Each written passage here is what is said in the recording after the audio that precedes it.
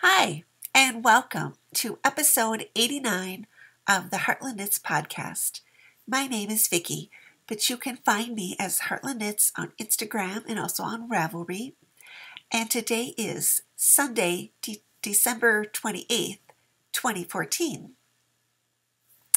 I'm back in the regular place this week. I noticed last week the file size was huge, and I tried compressing it with Handbrake a couple different times, different settings and things, and I just could never get it really low. So I'm assuming that has to do something with how the phone recorded it. So before I try to do that again, I'm gonna try to investigate the best way to deal with that. And that's kind of why it didn't get published till later in the week. I recorded last Sunday, but then it didn't get actually published till Wednesday because I was playing around with settings and kind of trying to figure it out. But anyway, my apologies to people if you were trying to download that and it was like a really big file. That's the reason why. I only have one work in progress this week, or on my needles, and it's a brand new thing. So I decided I wanted to cast on a new sweater on Christmas Day, just for something different. I usually cast on a new big project. It's usually a sweater on the 1st of January for on New Year's Day. And I'm hoping to do that again this year. But somehow I thought, oh, maybe I could knit one between Christmas and New Year's. So that's what I'm trying to get a sweater done. Now, it's a pretty big gauge sweater. And this is one that I have been thinking about and talking about doing for a while. And it's the Owls sweater by Kate Davies. And so it was either Black Friday or Cyber Monday. I think it was Black Friday. I ordered this yarn from Quince & Co. And this is their Puffin yarn, which is 112 yards. And it's a bulky weight. And this is the color called Belize. But it's a really pretty, and that's pretty much the color it is. It's a kind of an aqua, kind of teal color. And it's a chunky weight. So I thought I would try to get, it's done on really big needles. So I would try to see if I could get it done in a week. And so far it's going pretty good. And the owl sweater, bazillions of them out there. It's a bottom-up yoke sweater, and then there are owls done in like a cable pattern around the yoke. So here is one sleeve to show you. I have both the sleeves finished. The other one is blocking, and it's still wet, so I'm like leaving it lay. But I decided to go ahead and block the sleeves. Well, the first one I decided to do just because I had done a gauge, and I knew I had the right size needles for the size I was making. But when I got the finished sleeve done, it just felt like a little, like, kind of, didn't have any drape at all. It just felt really stiff and like the fabric was just too firm. And so I wanted to make sure before I went on and started knitting the body that it was going to react like the swatch did when I washed it, and it did. And this one is nice, but I had blocked this one, and so I thought, well, I'll block the second one too. And that one is still wet. It's really thick yarn, so it's taken quite a while for it to dry. So I have both sleeves finished, and this is as far as I am on the body. So I'm about halfway, a little over halfway through the yarn. So I am kind of above the, it has some waist shaping. So I'm above where the increases are for the waist shaping. So I do want to make it a little bit longer maybe than the pattern calls for. So maybe I'm thinking like another like 5 inches or so. Then, you know, combine the sleeves with it and do the yoke, and that'll be the fun part. I am knitting this to gauge. The gauge is like 3¼ stitches per inch, so it's a big gauge. And I am using these like really huge needles. These are 10½, or actually these are 10¾ They're a size that's not made anymore, I don't think. They're 7 millimeters. These are needles that I used for the second sweater I ever knit. And they're, you know, like a kind that, you know, like brand that is not even made anymore. But I really like them. They're enamel coated, I think aluminum, but you can see they've got the kind of like weird bend in them. And they're short. The tips are actually kind of short, but they have a very sort of stiff cable and stuff. And I don't really like knitting really kind of big needle projects, so I didn't see, and I'm trying to knit this in a week, so it just didn't feel like, I just didn't feel like investing in another set of needles just kind of to, you know, use brands that I usually, you know, like, you know, if I was going to get higher tips, I would have had to get the bigger sized cable than my regular set and stuff. So, but anyway, when I looked at, I had ordered the yarn and I looked to make sure I had the right size needles.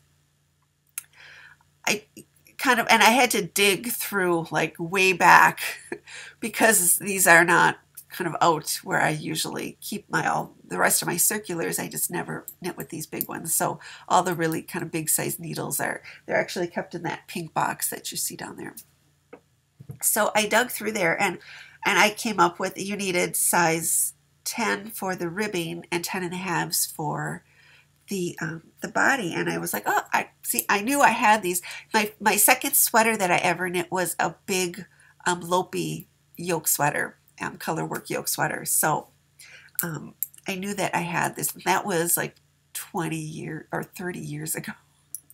So when I took them out then to do the gauge swatch, I looked at the thing and it said size 10½, 7 millimeters. And I had my needle gauge and it says size 10½, 6.5 millimeters. And I kind of remember from way back, that there is like a 10¾ size. Because when you go from a 10½, which is 6.5 millimeters, a size 11 is like 8 millimeters. And so the 7 millimeters are these is like 10¾ and you don't really see those around anymore. So I did, you know, the gauge came out fine with these. And I am, you know, the Owl's sweater as it's written, she has it, it's a more fitted sweater. And with this really bulky yarn, I know that this is not a sweater that I'm going to wear sort of inside, that I would rather use it as sort of like a kind of coat jacket kind of substitute. You know, when it's in the 20s Fahrenheit, I try to not wear a coat if it's like above 20. And so I have a lot of these like kind of bigger, heavier sweaters that I will wear instead. And so this kind of one, maybe I wouldn't wear it in the 20s, or like in the 30s I would wear it maybe. But so anyway, I don't want it. It's, she suggests knitting it with negative ease. So I didn't think that I wanted to really do that. So I am doing it kind of a little bit bigger sized. So anyway, this is how far I am. You know, so far it's just sort of stockinette, kind of boring and I really like this color. I picked out the decided on the color when I was over at Stillwater, and they had all the quince yarns, and so anyway, that is my. I'm going to try to get it finished by Wednesday. We'll see. We'll see if that happens. And that is really the only thing on my needles. But I have something newly off the needles, and you've probably guessed. So I finished my Bohus gloves. I've got both of them here. These were what I showed when I was working on these last week. And I love how they turned out. I knit these fingertip up on size 0 needles, which is 2 millimeter, and the gauge on these is 10 stitches to the inch. I know I talked about these a lot last week, but I'm really happy with how they came out. And anyway, oh, there was one thing that I realized that I didn't, I didn't really like change these. I used kind of the basic recipe in Joyce Williams' book called Latvian Dreams. I did because I was using smaller yarn. This is like a heavy lace weight yarn. I increased the stitch count for the fingers and thereby for the whole hand. But the one thing that I didn't have to change, which I will change on every mitten pattern that I do, because I don't have many rules for my knitting. But the one that is I insist on is that when I do a mitten or a glove, the beginning of the round starts out the outside side of the hand, like the karate chop side of the hand. And most mitten patterns that I have seen, or if like I've bought or whatever, they have the beginning of round kind of at the this side of the wrist. And I think the beginning of the round needs to be farther away from you, because you don't want to see that beginning. If you get a little jog, you don't want to be looking at it every time, like you're driving the car or whatever. You want it back here. If there's something wrong, you want it back here. I didn't have to change that because like Joyce totally gets that. That's where because her beginning of the round, starts on the outside part of the hand. Even the little quince fingerless mitts that I made that I really liked, that whole thing, I changed that. And sometimes I think it's, the designers kind of write the pattern up that way because maybe it's a little bit easier to write the pattern. Like when you're doing the thumb gusset and stuff, if you're doing it at the beginning instead of having it at the center. But I always, if it's written that way, I just automatically switch it. So anyway, finished project. This is going to be a really quick little show. I didn't do any spinning this week, but I do have a little bit of show and tell. First, I guess I'll show you these. These came along when I ordered from. I ordered the yarn from Quince & Co. I ordered a couple of other skeins of Chickadee because I was enjoying. I had already been starting those green mitts, and I have been enjoying knitting with it. And so I bought a matching one in the Belize, and then this is a color called Gingerbread, and I just think they look really pretty together. This kind of color combination. And when I ordered them, I was thinking they would be like something really pretty, like a little stranded hat or something, or maybe some stranded gloves would be pretty. So I don't know if I will do that. Now that I know how much I love the little fingerless mitts, I thought, well, I could do like a pair to match in this, and then I have one for an extra one, or I don't know. We will see. But anyway, those are other yarn that I got. And then I received a pattern from Angela. Thank you so much. She sent me a pattern on Christmas, which was just the sweetest thing. I had gone to church in the morning and came back, and there was like a note, an email that I'd gotten a pattern.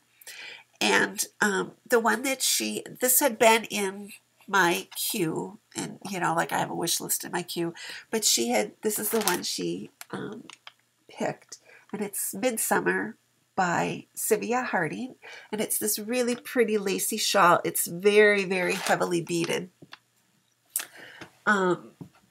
which it made me, I've wanted to knit this for a long time, and Sylvia is just such a sweet lady that I thought, that she had, chosen one of her patterns and stuff. So yarn-wise, I spun some yarn a year ago, over a year, maybe a year and a half ago, that was kind of I was going to dig it out so I could show it to you. It was kind of a kind of bluish, lavenderish, grayish kind of a color. One single in the yarn was spindle spun, and then the other single I plied with a strand of Habu silk. And I'd always sort of had it in my mind that would be really pretty in that shawl. But the yardage I've got quite a bit more yardage than that shawl calls for. And so I had, never really, I hadn't decided if I wanted to just do it as written or try to expand it or whatever. But then when I got that, it made me think of this yarn, because this is much closer yardage-wise to what the shawl calls for. And this I spun last spring. This is the, let's see, I can't remember this is Lisa Sousa, and it's baby alpaca silk. 70 alpaca, 30% silk, and the color was called Water Gardens, and I spun this last spring. It's really, really soft, and it's a little bit more yardage than what's called for, but much closer. And I could just sort of see it in that, pretty midsummer, this really pretty green. And so anyway, I wanted to, I do want to get started on this right away. I had this wound. It's been wound for quite a while. I wound it last summer, I think. I was going to do Jenna Retro Lemon's shawl, the one with all the leaves that she did last spring, because I thought that would be pretty in this. And then I had it wound, and my little Bluebird of Happiness usually sits on there, and it just kind of like sits by me, and it looks like it's in a little nest. So I left this wound, but that's why it was laying there. So I think this would make a really pretty midsummer shawl. I just have to figure out like beads. Look at beads. I might have to get myself to a bead store. The pattern calls for two different colors of beads, so I'm not sure exactly what I would want with this, but I don't know. So thank you, Angela. That just like totally made my day. That and the messages that I got on Christmas Day and Christmas Eve, because the podcast ended up getting published on Christmas Eve, and I don't usually check like views, statistics on it, like views and stuff, but I kind of published it, like it uploaded overnight, because it took a long time because it was such a big file. And then when I got up in the morning, I pushed the publish button, and I don't know, like about a couple hours later, it seemed like I got an email from a good friend who, said, I just watched your thing and, just talked about the Christmas tree and stuff. It made me feel so good. Christmas Eve was last year and was this year also a harder day, a more difficult day than Christmas Day itself. But, I wrote back to her and I said, I feel like, you were like with me. You like sat down because it's such a busy time and she had family and grandkids and stuff. And, I said, I didn't feel like I was alone. It's like she was watching, she had watched the podcast. And so then I went and checked, the statistics, and I kind of did it a couple times during the day. And so my heartfelt thanks to everybody who watched, and don't feel bad if you didn't, because it's a busy day, I know. But it made me feel so good that, people like kind of took the time out of their day and like shared that little bit of time with me. I felt like it made me feel really good. So thank you all so much.